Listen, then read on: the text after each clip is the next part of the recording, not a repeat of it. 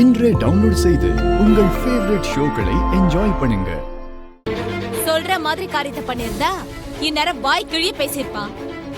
பேச முடியாத அளவுக்கு ஒரு விஷயம் பண்ணதுனாலதான் அந்த மாதிரி வந்து நிக்கிறான். அப்பா, இவ திருவோட ரூம்ல என்ன பண்ணிட்டு இருந்தான்னு தெரியுமா?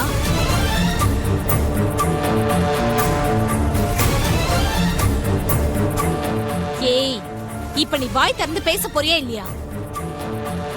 நீ என்ன பண்ணிட்டு இருந்தன்னு எல்லாருக்கும் சொல்லு. இங்க இருக்கிற எல்லாருக்குமே தெரியட்டும்.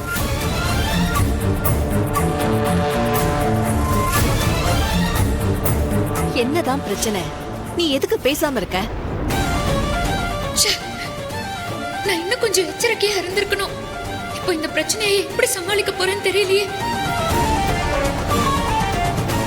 இவங்க போடுற சத்தத்துல அவர் வேற எழுந்து வந்துட்டா அவ்வளவுதான். நல்லா மாட்ட போறேன். இவங்க இந்த பிரச்சனையை சாதாரணமா விட மாட்டாங்களே. என்ன பண்ண போறாங்களோ? இவங்க எந்த எல்லைக்கும் போவாங்க? கடவுளே, நான் இப்போ என்ன பண்ணுவேன்? அம்பிகா அம்மா இந்த விஷயத்தை கேட்டா என்ன நினைப்பாங்களோ?